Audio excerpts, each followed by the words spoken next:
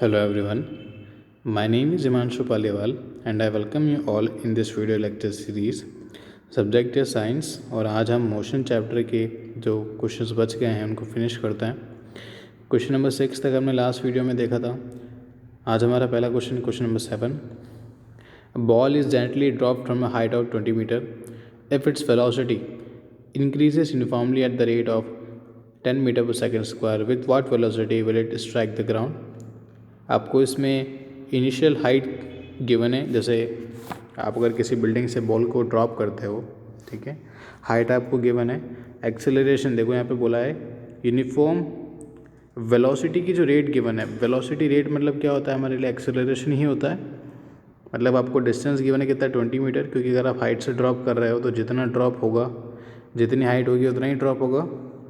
और एक्सेलरेशन भी आपको गिवन है, आपको पूछा है with what velocity it will strike the ground. तो आपको फाइनल वेलोसिटी बतानी है। जब यहाँ पर अगर आप शुरू कर रहे हो, है ना, तो अगर आप शुरू कर रहे हो यहाँ पर हम क्या मान सकते हैं, स्टार्टिंग वेलोसिटी 0 और आपको पूछा है फाइनल वेलोसिटी और डिस्टेंस गिवन है और एक्सेलरेशन गिवन है, ठीक है।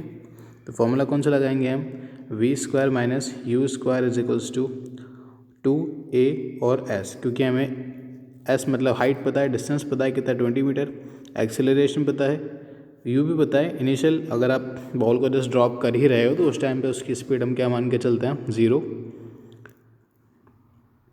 ये तीन आपको वैल्यू पता है, इसको कैलकुलेट करके वी निकालना है, ठीक है।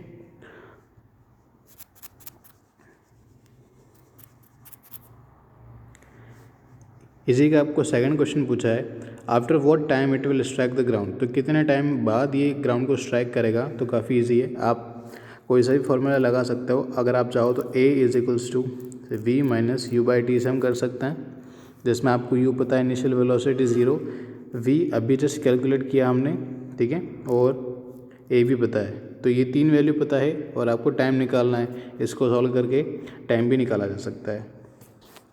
नेक्स्ट है question number 8, find how far does the car travel in the graph in first 4 second. आपको ग्राफ गिवन है स्पीड और टाइम के बीच में, ठीक है।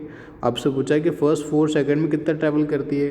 हमने ये क्वेश्चन मतलब इस टाइप के क्वेश्चन पहले भी देखे हैं, जिसमें हमें स्पीड और टाइम के बीच में ग्राफ गिवन होता है। स्पीड की जगह अगर वेलोसिटी भी गिवन होता तो कोई इशू नहीं है, क्योंकि स्पीड और वेलोसिटी हम जनरल केस में सेम ही मान के चलते हैं।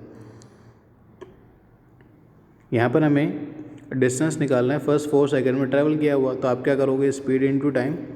हमने पहले भी देखा था स्पीड इनटू टाइम तो करते हैं, लेकिन यहाँ पर हमें कोई स्पीड तो पता नहीं है। तो इस केस में क्या करेंगे, जो भी फर्स्ट 4 सेकंड तक ग्राफ बन रहा है, जैसे अगर आप इस ग्राफ को ऑब्जर्व करो तो कुछ इस ऐसा बन रहा है ये, है ना, और यहाँ पर कुछ 4 सेकंड आ रहा है इसका। तो यहाँ 0 से शुरू करते ही यहाँ तक का जो पूरा एरिया होगा वो आपको उसका कैलकुलेट करना है, ठीक है। तो आप इसका अब देखो, ये जो आपको एरिया गिवन है ये काफ़ी ऐसे फ्लक्चुएशन में गिवन है, ठीक है। तो आप मतलब ये कोई स्ट्रेट एरिया तो नहीं है जिसको आप सीधा सीधा कैलकुलेट कर लोगे। तो इसको कैलकुलेट करने के लिए हम क्या करेंगे, हम इसका एवरेज लेके चलेंगे। एवरेज कैसे लेना है, हम अगर इसको अज्यूम करें कि ये ट्रायंगुलर शेप होता, देखो आप अगर इसको गौर से देखोगे तो ये ऑलमोस्ट आपको ट्रायंगल दिखेगा, ठीक है। हम इसको अज्यूम करके चलते हैं कि ये क्या है, आपका ट्रायंगुलर शेप है। तो ट्रायंगुलर शेप होने की वजह से क्या हम मान सकते हैं इसको, कि इसका जो बेस है कितना हो जाएगा, 0 to 4 मतलब 4 हो जाएगा, और हाइट कितनी हो जाएगी आपकी, 6 हो जाएगी, ठीक है। हाइट 6 है और बेस 4 है। ट्रायंगल का एरिया आपको पता होता है half into base into height. तो जब आप इसको सॉल्व करोगे तो कितना आ जाएगा आपका 12 मीटर। ध्यान रखना, हमें डिस्टेंस निकालने के लिए बोला, डिस्टेंस की यूनिट क्या होती है, मीटर ही होती है।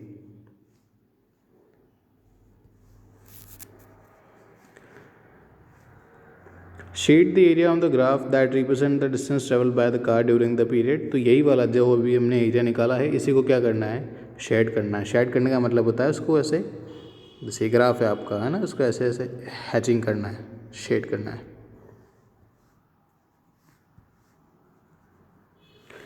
नेक्स्ट है इसी का सेकंड वाला part, which part of the graph represent uniform motion of the car. Uniform motion का मतलब होता है कि जो स्पीड है वो चेंज नहीं हो रही। तो आप देखो कि 6 सेकंड के बाद में जो भी मोशन हो रहा है उसमें स्पीड चेंज नहीं हो रही है, तो आफ्टर 6 सेकंड जो भी मोशन हो रहा है वो कौन सा मोशन होगा आपका, यूनिफॉर्म मोशन। नेक्स्ट है क्वेश्चन नंबर 9। क्वेश्चन नंबर 9 में आप देखो, state which of the following situations are possible, और आपको एग्जांपल भी देना है इसके अंदर के कौन कौन से सिचुएशन पॉसिबल है और उनके एग्जांपल क्या होंगे। फर्स्ट आपको बोला है an object with a constant acceleration but with 0 velocity. तो ये वैसे आप खुद भी ऑब्जर्व कर सकते हो, अगर आप कोई ऑब्जेक्ट या फिर बॉल हम जब खेलते हैं तो जब उसको हवा में फेंकोगे ना, तो कुछ टाइम बाद उसकी जब एकदम पीक पर वो पहुंच जाता है, तो यहाँ पर पहुँचते ही उसकी वेलोसिटी हो जाती है 0 और यहाँ से वापस डाउनग्रेड होना शुरू करता है। लेकिन इस टाइम पे इसकी एक्सेलरेशन 0 नहीं होती है। एक्सेलरेशन क्या होता है, जिस रेट से हमारी वेलोसिटी चेंज हो रही है ना। तो जब इसको फ्रीली फेंका जाता है तब एक्सेलरेशन नहीं चेंज होती है, मतलब एक्सेलरेशन रहेगी कांस्टेंट और वेलोसिटी कितनी हो जाएगी आपकी 0। तो ये इसका एक एग्जांपल है। एग्जांपल में आप लिख सकते हो when a ball is thrown upward. B है आपका an object moving with an acceleration but with uniform speed. तो यूनिफॉर्म स्पीड और एक्सेलरेशन का एग्जांपल आप इस ग्राफ में भी देख ही सकते हो, जिसमें एक्सेलरेशन भी है और साथ में यूनिफॉर्म स्पीड भी है ना।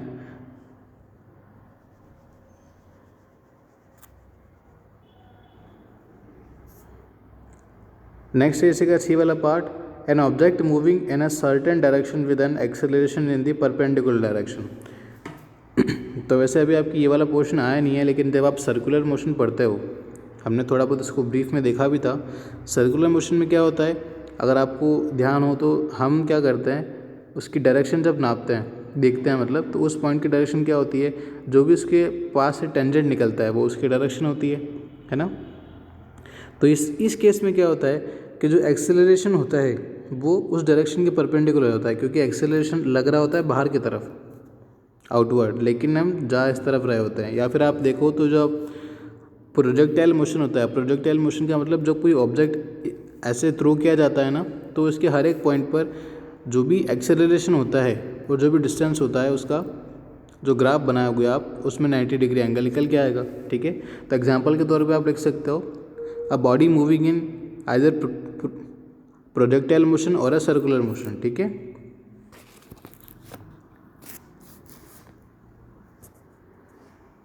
नेक्स्ट है क्वेश्चन नंबर 10। क्वेश्चन नंबर 10 में आपको बोला है an artificial satellite is moving in a circular orbit of radius 42,250 kilometre, calculate its speed if it takes 24 hours to revolve around the sun. तो आपको बोला है कि आपको टाइम गिवन है ना, और रेडियस गिवन है, आपको बोला है कि इसका स्पीड क्या रही होगी। तो स्पीड हम कैसे कैलकुलेट करते हैं, distance divide by time. Okay, distance कितना है ध्यान रखना, वो बोल रहा है सर्कुलर ऑर्बिट है, तो डिस्टेंस कितना हो जाएगा, जो भी आपका सर्कल बन रहा है उसका पेरीमीटर। आपको रेडियस गिवन है, इसका पेरीमीटर कैसे निकलेगा, 2πr से, और डिवाइड बाय टाइम, आपको टाइम कितना गिवन है 24 आवर्स। ओके, तो आप इसको किलोमीटर पर आवर में भी रख सकते हो, तो आपकी वेलोसिटी किस में आ जाएगी, किलोमीटर पर आवर में ही आ जाएगी। ठीक है, तो यहाँ पर आपके सारे क्वेश्चंस फिनिश होते हैं। इन केस अगर आपको किसी क्वेश्चन में डाउट होता है तो आप मुझसे कांटेक्ट कर लीजिएगा, मैं ज़रूर आपको बता दूंगा। Okay, so thank you.